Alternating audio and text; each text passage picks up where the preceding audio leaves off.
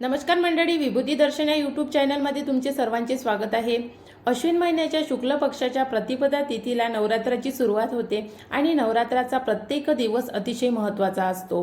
यामध्ये काल चतुर्थी तिथी झाली आहे आणि या दिवशी विनायक चतुर्थी होती, म्हणून या दिवशी श्री गणेशा आपल्या आईच्या बहिणीच्या भेटीला आले होते आणि त्याच्या दुसऱ्या दिवशी पंचमी तिथी येते। या दिवशी कार्तिकेय हे आपल्या आईच्या किंवा बहिणीच्या भेटीला येते। आईच्या भेटीला किंवा बहिणीच्या भेटीला येते यामागचा अर्थ असा आहे की प्रत्येक भागामध्ये वेगवेगळी समज आहे, त्यामुळे देवी दुर्गेचं रूप हे पार्वतीचं रूप मानलं जाते। त्यासोबतच गणपती देवीचा पुत्र आहे की देवीचा भाऊ आहे अशी समज वेगवेगळ्या भागामध्ये वेगवेगळी असल्यामुळे प्रत्येक जण या व्हिडिओचा अर्थ आपापल्या परंपरेनुसार आणि आपल्या भागातील विधानानुसार घेईल। म्हणून काल चतुर्थ तिथी झाली आणि आज 19 ऑक्टोबर आज पंचमी तिथी आहे आणि या तिथीला ललित पंचमी सुद्धा म्हणतात। या दिवशी ललिता देवीचे पूजन केले जाते, त्याचप्रमाणे या दिवशी स्कंद माता पूजन सुद्धा केले जाते। नवरात्रीचा हा 5वा दिवस आहे, त्यामुळे या दिवशी देवी स्कंद मातेचे पूजन केले जाते। देवी स्कंद माता ही कार्तिकेयची आई म्हणून ओळखली जाते आणि म्हणून पंचमीच्या दिवशी कार्तिकेय आपल्या आईच्या भेटीला येते आणि त्यामुळे या दिवशी देवी स्कंद मातेचे पूजन होते आणि कार्तिकेयचे पूजन होते। तसेच या पंचमीच्या व्रताला ललित पंचमीचे व्रत किंवा उपांग ललिता पंचमीचे व्रत सुद्धा म्हणतात। ललिता पंचमीचे हे व्रत धनप्राप्ती, विद्याप्राप्ती तसेच सर्व इच्छापूर्तीसाठी केले जाते आणि या दिवशी स्त्रिया रात्री एकत्र जमून देवीचे गाणे, आरत्या, भजने म्हणतात आणि ललिता देवीचे पूजन करतात। आणि त्याचप्रमाणे या दिवशी पंचमीच्या दिवशी कवड्या, काकड्या आणि दुधाचा प्रसाद वाटण्याची परंपरा फार पूर्वीपासून आहे, म्हणून रात्रीच्या वेळी सर्व स्त्रिया आपापल्या घरून कवड्या, काकड्या आणि दूध आणतात आणि याचा प्रसाद वाटतात। पूर्वीच्या काळी दूध आणलं जायचं आणि काकड्या आणल्या जायच्या, आजकाल वेगवेगळे पदार्थ बनवून त्याचा प्रसाद आणला जातो आणि तो प्रसाद या देवीचे पूजन झाल्यानंतर वाटला जाते। म्हणून नवरात्रीच्या 5व्या दिवशी देवी स्कंद मातेसोबत ललिता देवीचे सुद्धा पूजन करायचे आहे। या पूजनाची विधी कशी आहे, पूजन कसे करायचे आहे, तसेच आपल्या मुलं बाळांसाठी या दिवशी व्रत ठेवायचं आहे आणि उपाय कोणते करायचे आहे, तर याची संपूर्ण माहिती आता तुम्हाला मी व्हिडिओमध्ये देणारच आहे, त्यामुळे व्हिडिओ तुम्ही शेवटपर्यंत बघा। आणि जर तुम्ही चॅनलवर नवीन आहात तर चॅनलला सबस्क्राईब करा, बेल आयकॉनला प्रेस करा, व्हिडिओला लाईक करा आणि व्हिडिओ इतर लोकांपर्यंत सुद्धा शेअर करा। चला तर व्हिडिओला सुरुवात करू। पंचमीचे दिवशी व्रतते उपांग ललिता हो, अर्ध्य पाद्य पूजने तुझला भवानी रतविती हो, रात्रीचे समयी करती जागरण हरिकथा हो, आनंदे प्रेमते आले सद्भावो क्रीडांत हो। उपांग ललिता देवीची महती सांगणारे हे स्तोत्र आहे।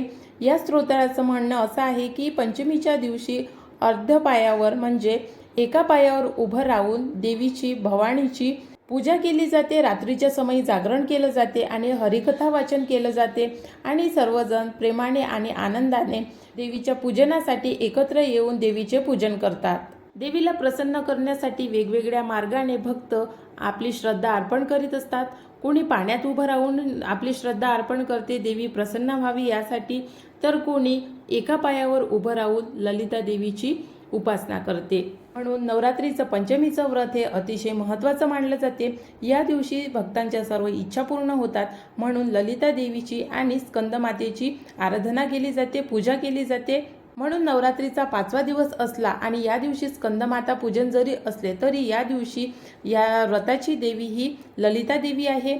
या देवीचं पूजन कशा प्रकारे केलं जाते, तर एखाद्या करंडकाचे झाकण हे पूजनासाठी देवीचं स्वरूप म्हणून, रूप म्हणून या करंडकाच्या झाकणाचं पूजन केलं जाते। सकाळी उठून या दिवशी आघाड्याच्या काळीने दंतधवन करतात। देवीसाठी केळीचे खांब आणि पुष्पमाला यांनी मखर तयार करतात आणि त्या मखरामध्ये देवीचे पूजन करतात। म्हणून पंचमीच्या दिवशी सर्व स्त्रियांनी आपल्या मुलांच्या उन्नतीसाठी, आरोग्यासाठी, शिक्षणासाठी, व्यवसायासाठी, संततीसाठी, जर तुम्हाला संतती नसेल तर अशा स्त्रियांनी ललिता पंचमीचे व्रत अवश्य करावे। तसेच विद्या, धन, धनप्राप्ती, सुख समृद्धी या सर्वांसाठी पंचमीचे व्रत अतिशय महत्त्वाचे मानले जाते आणि म्हणून या दिवशी सर्व स्त्रियांनी ललिता या देवीची आराधना करून आपल्या इच्छा पूर्ण कराव्या। मग या दिवशी पूजन कसे करावे, ललिता देवीच्या नावाने आपल्याला व्रत ठेवायचे आहे, त्यासोबतच ललिता देवीचे पूजन करायचे आहे। जर तुमच्याकडे ललिता देवीचा फोटो नसेल तर एक फोटो घेऊन यावा आणि त्या फोटोचं पूजन करावं।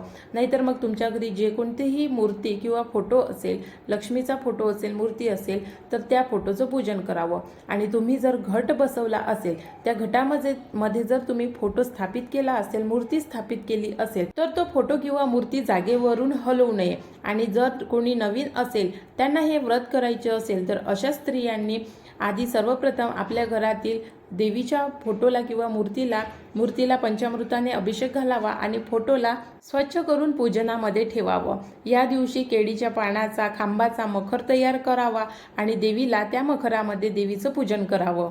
ज्याप्रमाणे आपण देवीची पूजा मांडतो त्याचप्रमाणे ही पूजा मांडावी. मखरामध्ये चौरंग ठेवून त्यावर लाल कपडा टाकावा, त्यावर तांदळाने अष्टकमल काढून कलश स्थापित करावं आणि देवीची मूर्ती किंवा फोटो त्या पूजनामध्ये स्थापित करावा.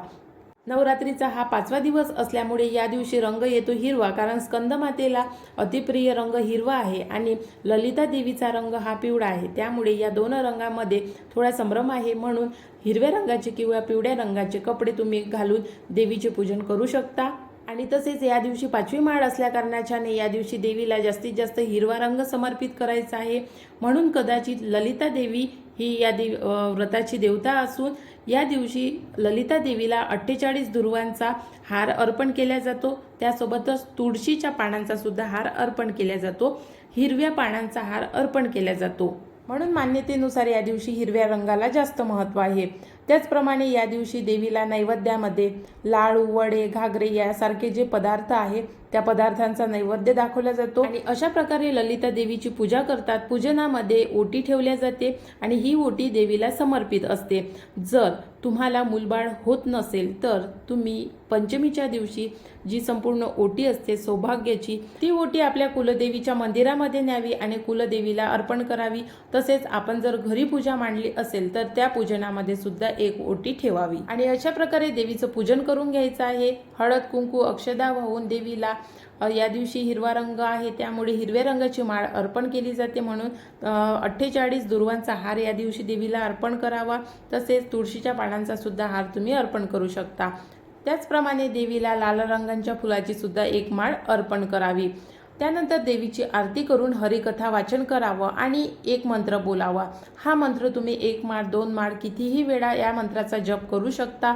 मंत्र बोलणे अतिशय महत्त्वाचे आहे, कारण मंत्रजाप केल्यामुळे देवीची कृपादृष्टी प्राप्त होण्यास मदत होते. मंत्र असा आहे: नीलकौशेय वसना हेमांब कमलासनाम भक्तांना वरदांता नित्य ललिता चिंताम्यहम. हा मंत्र आहे. या मंत्राचा तुम्हाला जाप करायचा आहे. यथाशक्य होईल तितका जाप करावा. आणि अशा प्रकारे आपल्या मुलबाळांसाठी, शिक्षणासाठी, संततीसाठी, आरोग्यासाठी, आपल्या स्वतःसाठी, संसारासाठी आणि आपल्या अखंड सौभाग्यासाठी पंचमीचे व्रत अवश्य करावे. आता या दिवशी काही उपायसुद्धा करायचे आहे, कारण ललिता देवीला मुलं अतिशय प्रिय आहे. त्यामुळे ललिता देवी ही आपल्या लहान मुलांना, लहान मुलबाळांना आशीर्वाद देते, संरक्षण प्राप्त करते आणि त्यामुळे या देवीचे पूजन अतिशय महत्त्वाचे आहे. आणि म्हणूनच या देवीच्या नावाने काही उपायसुद्धा करणे महत्त्वाचे आहे. मुलं ऐकत नाही, मुलं TV जास्त बघतात, मुलं मोबाईल जास्त बघतात, मुलं खेळण्यात जास्त लक्ष आहे, अजिबात जेवण करत नाही, जेवणाकडे दुर्लक्ष आहे, शाळेमधून टिफिन वापस आणतात, अभ्यास करत नाही, स्कूलमध्ये पण त्यांचं लक्ष नाही. हे सगळे प्रॉब्लेम आहे ते या आजकालच्या जनरेशनमध्ये खूप आहे. आणि मुलांचं धार्मिक गोष्टीकडे अजिबात लक्ष नाही. छोट्या मुलांचा विषय नाही, पण जे मोठे होत आहे त्यांचं सुद्धा धार्मिक गोष्टीकडे लक्ष नाही. कोणीही रीती नियम चालीरीती पाळायला तयार नाही. तर त्यामुळं आपल्याला ललित पंचमीच्या दिवशी आपल्या मुलांच्या जिभेवर एक अक्षर, बीजाक्षर लिहायचं आहे. ते बीजाक्षर कोणतं आहे तर ते आहे ये. जे अक्षर तुम्हाला व्हिडिओमध्ये दिसत आहे ते अक्षर तुम्हाला मुलांच्या जिभेवर लिहायचं आहे ललित पंचमीच्या दिवशी. मुलं म्हणजे मुलगी असो मुलगा असो या दोघांच्याही जिभेवर ते अक्षर तुम्हाला लिहायचं आहे. अक्षर कशाने लिहायचं आहे तर अक्षर हे चांदीच्या किंवा सोन्याच्या वस्तूने तुम्ही लिहू शकता. जर तुमच्याकडे काळी असेल, काहीतरी असेल तर त्या चांदीच्या किंवा सोन्याच्या वस्तूने हे अक्षर तुम्हाला आपल्या मुलांच्या जिभेवर लिहायचं आहे.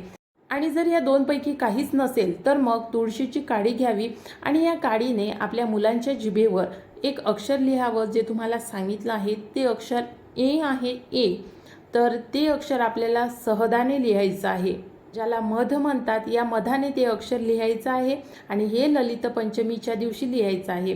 पूजन झाल्यानंतर मुलांना बसवावं पूजनामध्ये, त्यांना ओवाळावं आणि त्यांच्या जिभेवर सहदाने ए हे अक्षर लिहावं.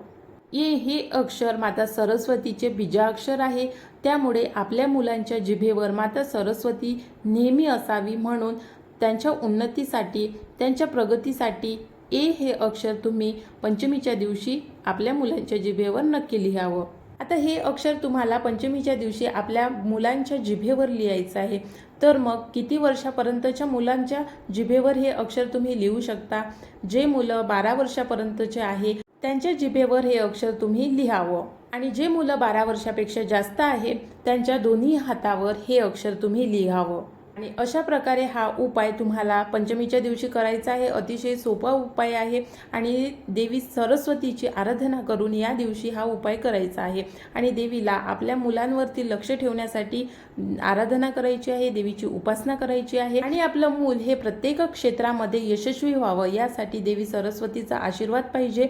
म्हणून देवी सरस्वतीची उपासना करून, देवी सरस्वतीची आराधना करून आपल्या मुलांच्या जिभेवर हे अक्षर लिहा, दोन्ही हातावर अक्षर लिहा आणि ललिता पंचमीचं व्रत अवश्य करा. अशा प्रकारे हे व्रत तुम्हाला ललिता पंचमीचं करायचं आहे. उद्या म्हणजे 19 ऑक्टोबरला हे व्रत करायचं आहे. तर तुम्हाला याविषयी जर आणखी काही माहिती पाहिजे असेल, तुम्हाला जर व्हिडिओमधलं काही समजलं नसेल तर कमेंट्स करून अवश्य विचारा, त्याचं मी तुम्हाला नक्की उत्तर देईल. आणि सोबतच जर तुम्ही व्हिडिओ पूर्णपणे बघितला असेल तर व्हिडिओला लाईक करायला अजिबात विसरू नका. सोबतच व्हिडिओला शेअर करा, इतर लोकांपर्यंत सुद्धा ही माहिती पोहोचवा. आणि आपल्या चॅनलवरती ललित पंचमी विषयीची संपूर्ण माहिती देणारा व्हिडिओ मी टाकलेला आहे. त्यामध्ये ललिता पंचमीचं पूजन कसं करावं, तसेच व्रताची कथा काय आहे, ही संपूर्ण माहिती त्या व्हिडिओमध्ये दिलेली आहे. म्हणून जर तुम्ही तो व्हिडिओ अजूनपर्यंत बघितला नसेल तर तो व्हिडिओसुद्धा नक्की बघा. आणि नवरात्रीचा 5वा दिवस आहे, यामुळे 5वी माळ कोणती, 5वा रंग कोणता, 5वा मंत्र कोणता, 5वा नैवेद्य कोणता दाखवायचा आहे, तर याची संपूर्ण माहिती देणारा व्हिडिओसुद्धा आपल्या चॅनलवरती टाकलेला आहे. जाऊन नक्की बघा. आजचा व्हिडिओ बघितल्याबद्दल खूप खूप धन्यवाद.